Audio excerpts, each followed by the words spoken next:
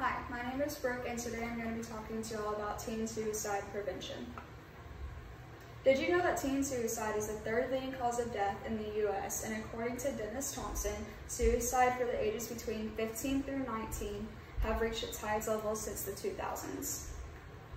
Suicide is not taken as seriously as it should be, and suicide can easily be prevented by being more aware of the signs presented with depression or a mental illness. Several years of my life, I suffered from depression, and I had attempted to take my own life back in 2015. No one noticed how far gone I was until it was almost too late.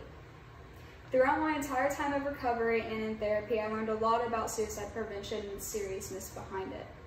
I had a friend who was suffering from depression, and if I hadn't taken the time to learn the signs, she could be gone today. The purpose of my speech will be to inform you on the statistics behind teen suicide and to persuade you to take action and become more aware.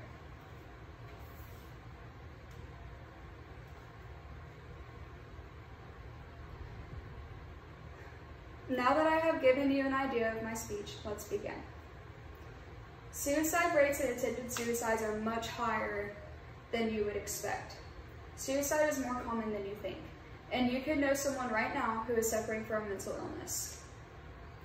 According to the American Foundation for Suicide Prevention, there was an estimate of 1.4 million suicide attempts just in the year of 2018 alone. Every day someone attempts to take their own life, or they succeed. On average, there is 129 per deaths from suicide. Suicide needs to stop being taken so lightly. In an article by Freyer, it is stated by Dr. Brent that no more recent numbers might have been affected by 13 reasons why.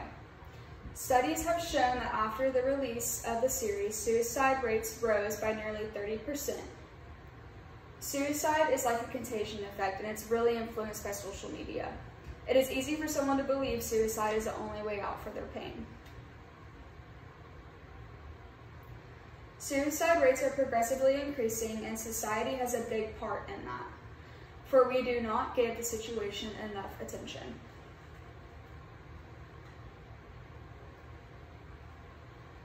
You may be asking yourself, how could I save a life or recognize the signs? Well, I'm going to help clear the air. The signs can be hard to depict, and that's why if you have a feeling someone may be going through a hard time or sadness or loneliness, the first things you need to do is address them. An article from Teen Suicide Prevention shares the signs to look for. If you notice someone talking, joking, or asking about suicide or death, including statements like, "Things would be better without me," this could be something to take into consideration. If you notice signs of engaging in dangerous activities or obsessing over death, these are also other signs offered by teen suicide prevention. Suicide can easily be prevented, and you can be the reason to save someone's life. Peter Simic states, around 15 to 18% of teenagers in high school admit to having some thoughts about suicide. Usually if someone is suffering from depression, they do want the help. They're just going to be afraid to ask for the help, or they're going to feel like no one cares. Always check up on your peers or acquaintances. Don't be afraid to reach out or think that they don't want it. Educate yourself more on the signs of depression. Look into good suicide prevention hotlines. Offer programs, or if you don't know any, talk to an educator or a counselor. Everyone wants help, and all they need is a little push or to feel like someone is there to be concerned. Depression affects everyone differently. The main thing to look for is signs of isolation, obsession, partying, change of demeanor, and lack of emotion. If you know someone who has been distant or going through a rough patch, reach out and show them that you care.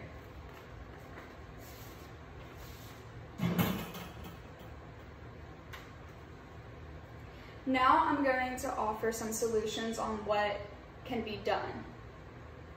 There are many more things we could do besides addressing suicide awareness throughout Suicide Awareness Month. We shouldn't just only have a month dedicated to suicide prevention, but we should dedicate every day to suicide prevention. For example, schools can start by screening teens for mental illness. According to Brendan Borrell, by the time a teenager graduates high school, about 1 out of 9 of his or her peers has attempted suicide. There are many arguments about screening and if it's worthwhile. Some argue that screening does not determine a diagnosis and therefore can't represent if there is signs of a mental illness. Others contradict that, for although screening does not create a diagnosis, it can allow a teacher or counselor to take the action further and bring the kid in individually and discuss their results and address the concerns that they have. We can also take measures as students by radiating positivity to our classmates and others daily. Use media to express empathy and do not degrade others. It is so easy to impact someone's day. You can easily do it with a smile. Smile at someone and make them feel important or acknowledged, even if they are a stranger, because they're probably going throughout their days unacknowledged, and that really does a lot to a person. Don't be afraid to tell an adult or confront a friend if you're concerned for their mental health. I have now informed you on the statistics of suicide rates, and hopefully I have persuaded you to do more for your peers and take action. The rates are increasing, and there's so much one individual could do. You now know a brief amount of signs and solutions that you could evaluate and use. Consider diving deeper and educate yourself more. Thank you, and have a nice day. And here is a suicide prevention lifeline to call. So you can either give this number to a friend or just keep it to yourself in case someone ever needs it.